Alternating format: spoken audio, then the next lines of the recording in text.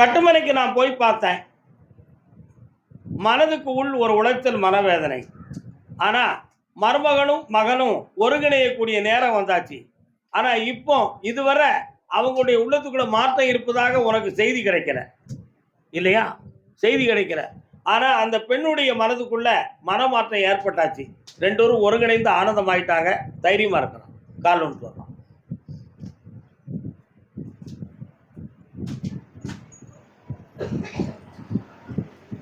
சரி, மகளை உன் சொல்லுபடி கேட்டு வர வச்சிருந்தேன். கல்யாணத்தை நம்ம இஷ்டப்படி வெற்றியா ஜாம் ஜாமுன்னு நடத்தி தந்துருந்தேன். சந்தோஷமாக நடக்கும், வெற்றி உண்டு. கர்மசாமி, ஆமாம் அப்படியா? சரி, அதே நாகர்கோவில் பகுதி. கால் ஒன்று வரலாம்.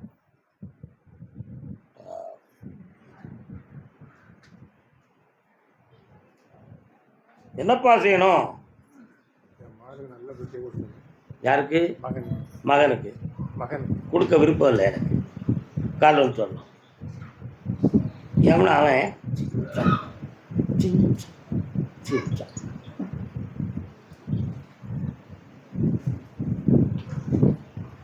அடுத்தவன் சொல்லுக்கு அவன் சிங்சான் சிங்சான்.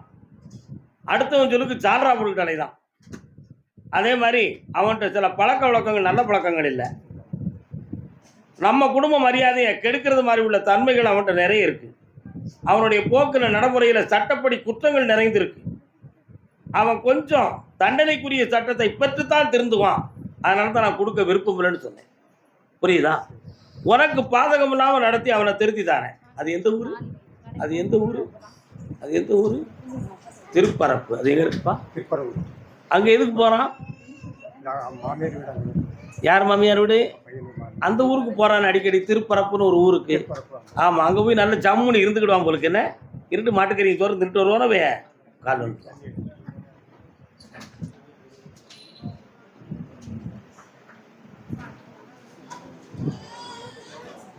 அவனுடைய மனதை சீர்திருத்தி நிலையாக வாழ வச்சு தாரேன்.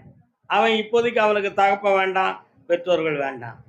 நான் கண்ட இடமே சொர்க்கமென்று அவன் சுகமாக இருக்கிறான். அவன் உள்ளத்தை சீர்திருத்தணும்னு நீ நினைக்க, அது இப்போதைக்கு அந்த கால அவகாசம் இல்லை என்பது உன் கருத்து. இப்போ அவனுக்கு சட்டப்படி சில குழப்பங்கள் நடக்க வேண்டிய விதி. சனி பகவானுடைய பார்வையில் அவன் சுழண்டு கொண்டு இருக்கான். 3 மாதம் நீ பொறுமையாயிரு. உன்கிட்ட மன்னிப்பு கேட்க வந்து சேர்க்கிறேன். போதுமா? கடை தீர்த்து தானே, வெற்றியாகி தானே. நல்லா இருப்பா. மார்த்தாண்ட பூபதி. மார்த்தாண்டம்.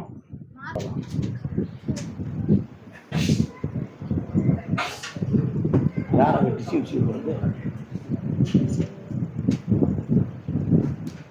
என்ன வேணும்? யாருக்கு? கண்ணை மூடணும், கண்ணாடியை கலத்தணும், என்னன்னு நான் பார்க்கணும். ஆமாம், கேட்டு பார்க்கணும். எனக்கு எந்த பிரச்சனை இருக்கோ கால் வந்துட்டாப்பா. இல்லை தம்பி, என்ன லேட்டாக இருந்துச்சு வர? எந்த ஊரா? மும்பை. பம்பையா? மும்பையா? மும்பை. மும்பையா? உன் உடம்பை பார்த்தேன், ரத்தத்தை போய் டெஸ்ட் பண்ணி என்னடா சொன்னாங்க?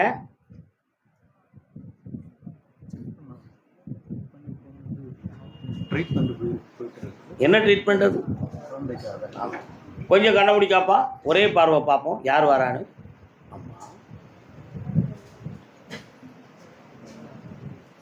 அப்படியா? வம்ச வழிப்படி பொம்பளை பிள்ளை கிடைக்கும்டா. என்ன பேர் வைப்ப? என் தங்கை காளீஸ்வரி பேர் வைக்கணும். கால் வந்துட்டு வா.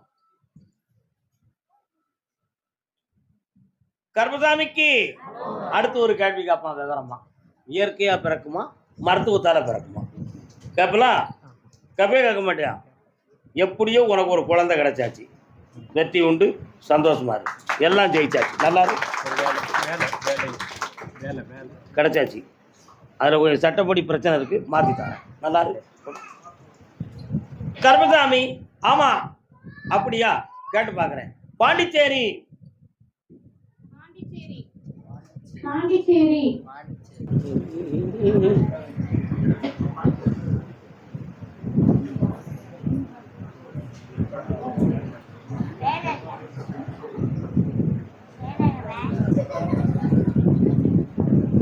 உடல்நிலையை பற்றி கேட்க வந்தது யாரு? வாங்க. என்ன உடல்நிலை? யாருக்கு என்ன செய்து? காரணம் யாரு?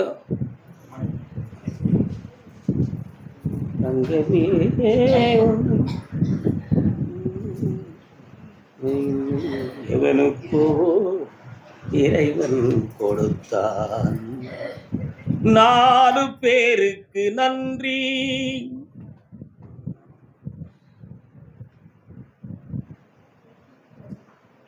அம்மாய் பராசக்தி, உன் பேர் என்ன?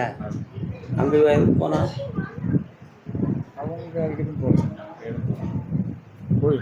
கோயிலுக்கு. அது எங்கே இருக்கு அந்த கோயில்? கோட்டமேடு எங்கே இருக்கு? கோட்டமேடு நம்ம ஊர் பக்கத்துல. இந்த தெருவுனாக்கா அடுத்த தெரு. என்ன சாமி அது? சிவன். சிவன்.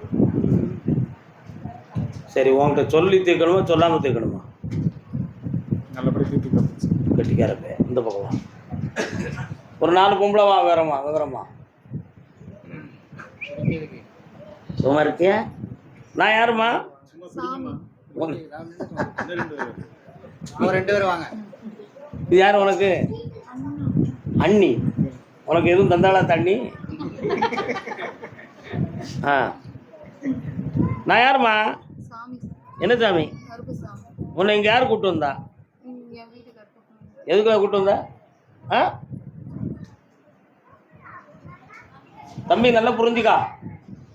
ஒரு ஆவி உடம்புக்குள்ள இறங்கியிருக்கு. அந்த ஆவிக்கு பேர் தான் பிரேம்குமார். புரியுதா? அது எங்கே விழுதுன்னு சொன்னால், இந்த பாறை கல்கோரி உள்ள இடத்துல விழுந்து இறந்து போன ஒரு ஆவி. அதனுடைய பாதிப்பு தெரியுது. உங்கள் ஏரியா கோட்டமேடு பகுதியில் உள்ளவங்களுடைய ஆட்களுடைய ரிலேட்டிவ்ஸ் தான். இதோடு இது மூணாவதாக இவளை தேர்ந்தெடுக்கப்பட்டது. மனதுக்குள்ள உள் மனதுக்குள்ள ஒரு பயம், தனக்குள்ள யாரோ இருந்து ஏதோ சொல்வது போல உள்ள ஒரு பாவனை, தன்னை வழி நடத்துவது போன்ற ஒரு முகப்பாவனை. சரியாக பாப்பா பாப்பா பா பா பா பா பலமான ஒரு பகுதியில் அங்கே உயிரோடி அக்கா பொறுமையாரு வாங்க வாங்க. குண்டு இருக்கு. வாய இப்படி வா. படுக்க போட்டுக்கா. இவளுக்கு தொட்டுக்கிட்டு இருக்க பிடிச்சா பச்சைக்கா மண்டையை மட்டும் இன்னொரு கும்பிடாமா கலங்கிட்ட போகலாமா?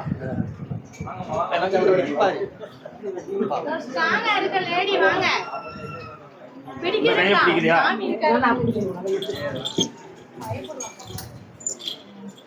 சின்ன பிள்ளைல உட்காருங்க. கூப்பிடு கருப்பசாமிய. புலியரை வழிகாட்டும் மாளிகை பாறை கருப்பசாமிக்கு. புலியரை வழிகாட்டும் மாளிகை பாறை கருப்பசாமிக்கு. ஸ்ரீராமபுத்திர கருப்பசாமிக்கு. புலியரை வழிகாட்டும் மாளிகை பாறை கருப்பசாமிக்கு. ஸ்ரீராமபுத்திர கருப்பசாமிக்கு. அருள்வாக்கு சித்தர் ஐயப்பசாமிக்கு. புலியரை வழிகாட்டும் மாளிகை பாறை கருப்பசாமிக்கு. புலியரை வழிகாட்டும் மாளிகை பாறை கருப்பசாமிக்கு. அருள்வாக்கு சித்தர் ஐயப்பசாமிக்கு. புலியரை வழிகாட்டும் மாளிகை பாறை கருப்பசாமிக்கு. அருள்வாக்கு சித்தர் ஐயப்பசாமிக்கு. அருள்வாக்கு சித்தர் ஐயப்பசாமிக்கு. புலியரை வழிகாட்டும் மாளிகை பாறை கருப்பசாமிக்கு. ஸ்ரீராமபுத்திர கருப்பசாமிக்கு. ஆய் எந்திமா எந்திமா குட்டி எந்தி உள்ள எந்தி அப்படி மேலே எந்தி போய் உள்ள எந்தி இன்னும் எந்தி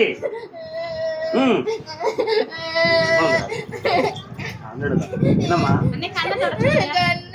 ஒண்ணு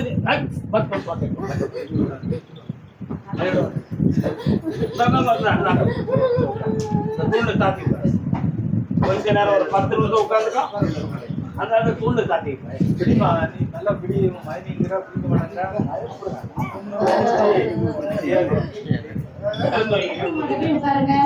குசலம்பட்டியா. பிள்ளைகள் வாழ்க்கையை பத்தி கேட்க வந்தது யாரு? என்ன கல்யாணம் முடிக்கணுமா? கால் வாழ்க்கையை பத்தி கேட்க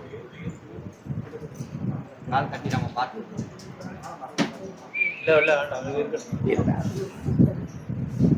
இப்போ நல்லா இருக்கா?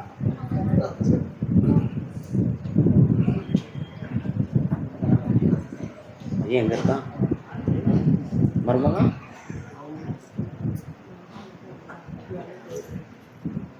எதை சொன்னாலும் உணர்ச்சி வசப்படக்கூடாது, கோபப்படக்கூடாது, மனதை சாந்தமாக வச்சு பழகிக்கணும்.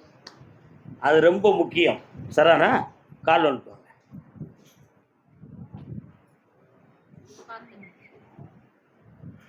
மயக்கம் என்ன இந்த மௌனம்.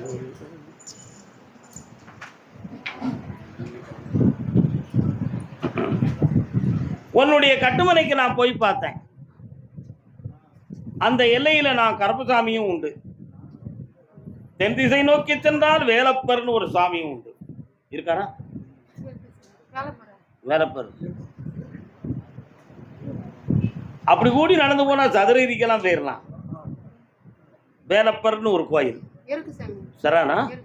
அதே மாதிரி சரியாக 1.25 ஆண்டுகள் இந்த குடும்பங்கள் அவ்வாறு இவ்வாறாக பிரிவும் வாக்குவாதமும் பிரச்சனைகளும் நடந்துகிட்டு இருக்கு. இப்படி நடந்துகிட்டு இருக்கும்போது இதுக்கெல்லாம் ரீசனபிள் யார், காரணம் யார் அப்படின்னு கேட்டா ஒரு பாவமும் அறியாத நீ தான் குற்றவாளியா இருக்க. நீ தான் குற்றவாளியாக இருக்க. ஆனா நீ குற்றம் செஞ்சியான்னு கேட்டா கிடையாது.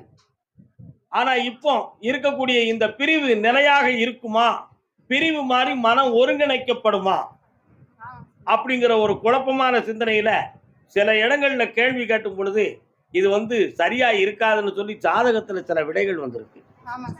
சரிண்ணா? அதனால வச்சிருக்கவா வேண்டாமான்னு ஒன்னும் முடிவெடுக்க முடியலையே அப்படிங்கிற ஒரு உள்குழப்பம் உங்க 2 பேர் உள்ளத்துலயும் இருக்கு. கால் வந்துட்டுவாங்க.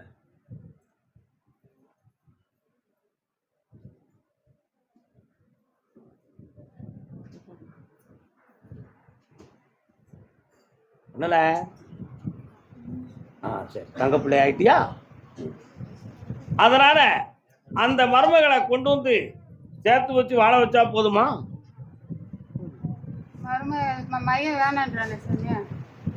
ஒரு வாழ்க்கையை பிரிச்சு விடலாமா? 10 வட்டம் போயிட்டோம். நான் போய் கொண்டு வந்துட்டா ஏத்துக்கிடுவீங்களா? நீ ஏத்துக்கிடுவா? ஏத்துக்கிட மாட்டாள? இன்னொரு தடவை கால் வந்துட்டுவான். அவ என்ன நினைக்கிறா? அவ குணத்தை பூரா முழுக்க முழுக்க நமக்கு தெரியும். சாமி என்னத்தையும் நினைச்சுக்கிட்டு சொல்லுதாரா, இல்ல உண்மையிலேயே அவ புத்திய புரிஞ்சு சொல்லுதாரா, இல்லைன்னா இயற்கையிலே இந்த வாழ்க்கை சரியா நடக்குமா நடக்காதா தீர்மானிக்க முடியல, வந்து சேர்ந்து இன்னும் நம்ம மண்டையில சுமையை ஏற்றிடக்கூடாத அப்படின்னு உன் உள்ள வேதனைப்படுது. உன் மகனுடைய உள்ளத்தின் ஆழத்தை போய் நான் பார்த்தேன். அவனுக்கு உள்மனத்தில் வேணும்னு தான் சொல்லுதான். ஆனால் இப்போ ஏற்பட்ட சின்ன சின்ன பிரச்சனைகள், வார்த்தைகள், மரியாதை இல்லாமல் நடந்துக்கிட்ட விஷயங்கள், இவைகளெல்லாம் நினச்சி கலந்த வந்தாலும் சரி போனாலும் சரி நீங்கள் என்ன முடியலாலும் எடுங்க அப்படின்னு உங்கள் தலையில் போட்டு வச்சுருக்கான். புரியுதா? வரக்கூடிய ஆடி அமாவாசை வரை நீங்கள் அமைதியாக இருக்கணும். அப்படி அமைதியாக இருந்துட்டீங்கன்னா தானாக அந்த வண்டியை திருப்பி கொண்டு வந்து சேர்த்துருவேன். அதுக்கு இடையில் வேண்டாம்னு உன்னுடைய முடிவும், நம்ம பிள்ளையுடைய வாழ்க்கை சரியாக இருக்கணும்னு உன்னுடைய ஆழமும் இருக்கு. இந்த ரெண்டுக்கும் இடையில பையனுக்கு தீர்மானிக்க முடியாத உள்ளம் உலாவிக்கிட்டு இருக்கு. இந்த விஷயத்தை தெளிவு பண்ணி பார்த்தா அவளுடைய மனதை நான் கொஞ்சம் போய் பார்க்கணும்ல, பார்க்கணுமா வேண்டாமா? ஏன் இஷ்டப்படி அவன் நான் சொல்ற இடத்துல வாழ்ந்தா அவன் கூட நான் வாழ்ந்தேன். அப்படி இல்லைன்னு சொன்னா அந்த வாழ்க்கையை பத்தி எனக்கு எந்த கவலையும் கிடையாது அப்படிங்கிற உள்ளம்தான் அவ உள்ளத்துக்குள்ள ஓடிட்டு. அதனால இந்த 2 மனதையும் திசை திருப்பி கொண்டு வர்றதுக்கு நான் தான் உங்களுக்காக பாடுபட வேண்டியிருக்கு. கொஞ்சம் அவகாசம் கொடுத்தீங்கன்னா உங்களை சந்தோஷமா ஆக்கிடுவேன். ஆடி அமாவாசை வரை டைம் இருக்கு. அதுக்கு இடையில் நீங்கள் வேண்டாம் என்று சொன்னால் உங்களுக்கு பண நஷ்டம் வரும், வழக்கு வரும். என் சொல்ல கேட்டு பொறுமையா இருந்துட்டீங்கன்னா நீங்க நினைக்கிற காரியம் வெற்றியுமாகும், பாவம் இல்லாமலும் முடியும். அதனால எனக்காக பொறுத்துக்கிட முடியுமா? ஆடி அமாவாசை வரை பொறுத்துக்காங்க, அதை வெற்றியாக்கி தரேன். காலில் விட்டுவாங்க.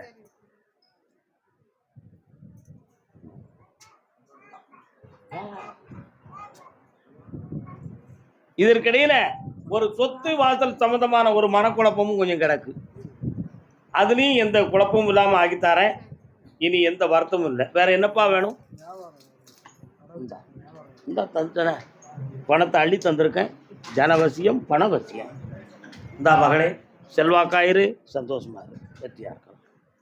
நல்லா நல்லா நல்லா 3 முறை என்னை பார்க்க வாங்க, சந்தோஷமா வாங்க. கர்மசாமிக்கு அதே உசிலம்பட்டி எல்லை சொல்லலாம்.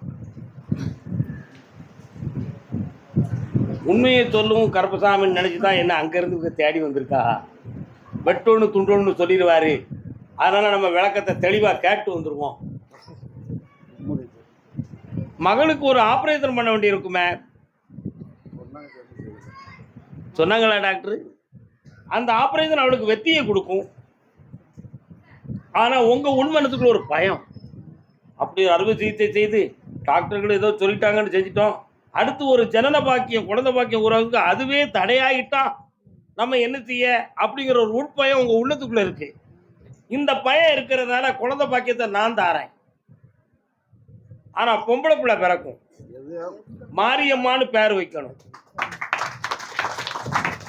உங்கள் ஊர் எல்லையில் அவள் இருப்பா, அந்த பேர் வச்சுருவோம். வெற்றிகரமாக நடக்கும், சொந்த சொத்து வாங்கிடுவாங்க. அதை பண்ணி தந்தா போதும்ல. வரக்கூடிய தை மாதத்துக்கு உட்பட குழந்தை ஜனன பாக்கியத்தை தரேன். இந்தா வெற்றி உண்டு. அதை உன் கண்ணில் கொண்டு வந்து காட்டுவேன். நீ என்னையெல்லாம் மறந்து எல்லாத்தையும் மறந்து ஒரு நாள் தூங்கும் பொழுது திடீர்னு உன் கையில் கொண்டு வந்து குழந்தைய தருவேன். என்னடா இது நம்ம நினைக்கவே இல்லையே, இது யார் உனக்கு தந்ததுன்னு தெரியலையே அப்படின்னு நினைப்பேன். உன் பிள்ளை வயத்துல குழந்தை இருக்கும். இதுதான் உனக்கு நான் சொல்லக்கூடிய அறிகுறி. கால் வந்துட்டுவா. கர்மசாமிக்கு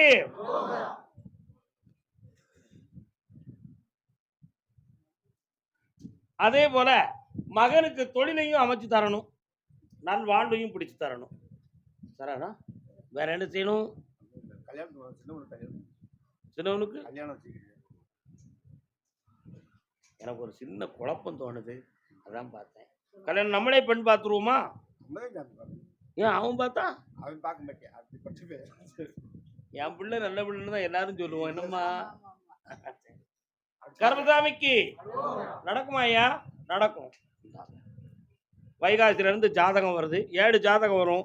9 பொருத்தம் இருக்கும், ரஜி பொருத்தம் கரெக்டா இருக்கும். அந்த பெண்ணுடைய அப்பனுக்கு ஒரு பக்கத்து காலில் நரம்பு சம்பந்தமான பிணி இருக்கும்.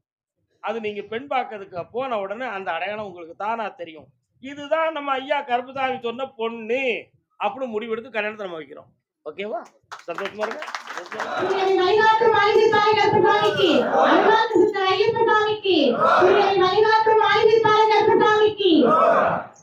நல்லா தொடச்சு விடு. மணியத்தனமா 3 முறை விழுந்து கும்பிடுறா.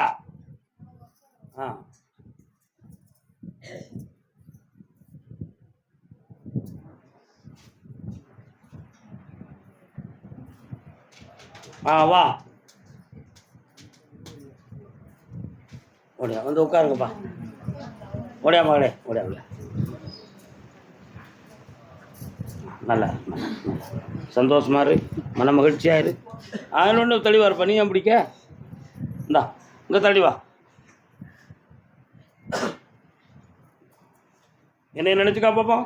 கண்ண முடி என்ன நினச்சிக்கா கொஞ்ச நேரம். இந்தா என்ன சர்வ ஆரோக்கியத்தோடு இருப்பேன். இந்த மகனே வெற்றி நல்லா இருமா. சரி புண்ணியமாயிரு.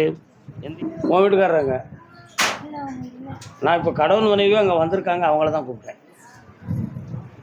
கால் வந்துட்டோம்மா.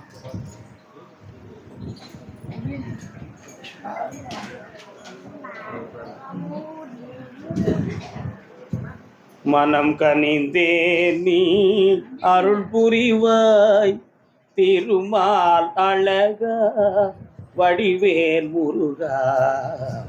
மனம் கனிந்தே நீ அருள் புரிவாய். என்ன வேணும் நமக்கு? ஒரு ஆம்பளை பைய பிறப்பான், முருகப்பெருமான் வந்து பிறக்கான். என்ன பேர் வைப்பீங்க? வெற்றிவேல் முருகனுக்கு, வீரவேல் முருகனுக்கு. இதே மாதிரி என் பழைய கோயிலில் உட்கார்ந்து சொல்லிக்கிட்டு இருக்கும் பொழுது குருத முட்டாட்டி 2 பேரும் வந்தாங்க. வந்த உடனே ஐயா கருப்பசாமி கண்ணீர் விட்டான். என்னடா உன் குடும்பமெல்லாம் பிரிஞ்சிருக்க? ஆமாம், அந்த குடும்பத்தெல்லாம் ஒன்று சேர்த்து தரேன். கல்யாணம் முடிச்சாச்சு, குழந்தை இல்லையே. ஆமா சாமி, வெற்றிவேல் முருகனுக்குன்னு ஒரு குழந்தை பிறக்கும், என்னடா பேர் வைப்பேன், வெற்றி வேலான்னு பேர் வச்சிருந்தோம்னா, இப்போ பிறந்தாச்சு, வெற்றி வேலான்னு பேர் வச்சுட்டான், வாட்ஸ்அப்ல போட்டு. அத மாதிரி உனக்கு ஒரு பேரன் வெற்றி வேலன் பிறப்பான். அப்படி பிறந்த பிறகு நம்முடைய வீட்டுல முருகனுக்கு ஒரு சிறு கோயில் கட்டுவீங்க நீங்க. உங்களுக்கு அது ஒரு பெரிய பாக்கியமா அமையும். அது ஒரு விஷயம். இப்போ ஏற்கனவே 9 ஆண்டு காலங்கள் நீங்க நடத்திக்கிட்டு இருந்த தொழில்ல நிறைய பண நஷ்டம், கோடியை தொட்டு போயிடுது. அதுல சில சொத்துக்கள், டாக்குமெண்ட்டுகள்லாம் பறி போயிடுது. நீதிமன்றம் வரை சென்று நுழைந்து விட்டு வெளியே வந்தது போல் வந்து விட்டீர்கள். இதான் நடந்த முறை. இந்த நஷ்டத்தை தீர்க்கணும். அடுத்து உள்ள தொழிலையும் வளமாக்கி தரணும். இந்த பிள்ளைக்கு குழந்தை பாக்கியத்தை தந்தாச்சு. ஜெயிச்சு தந்தா போதுங்களா? காலம் சொல்லலாம்.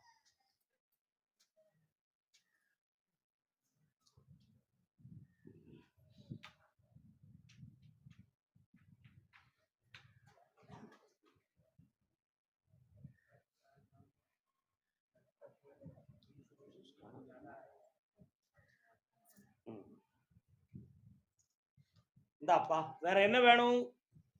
ஒரு இடத்துல இருந்து கொஞ்சம் பணம் வர வேண்டியிருக்கு. அங்க இருந்து வந்திருக்கீல, எனக்கு ஏதாவது தாகத்துக்கு தண்ணி கொண்டு வந்தீங்களாப்பா? பாண்டிச்சேரியில போறேன் நிச்சயம் வேலைன்னு சொன்னீங்களே, அதெல்லாம் சொல்லி விடலையா உங்களுக்கு? அடுத்து வரும்போது கொண்டு வந்துருங்க. என்ன சந்தோஷம். நீ கட்டிக்காரன், உனக்கு பாண்டிச்சேரியாடா? என்னப்பா?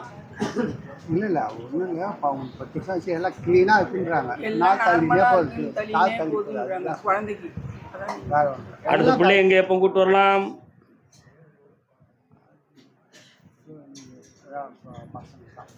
எங்க இருக்கு? பாண்டிச்சேரியில் தான். அடுத்த முறை பௌர்ணமிக்கு வரும்போது அவளை கூட்டுவாங்க. இந்த கனி அவளை சாப்பிட சொல்லுங்க. ஜனனத்தை உருவாக்கி தந்த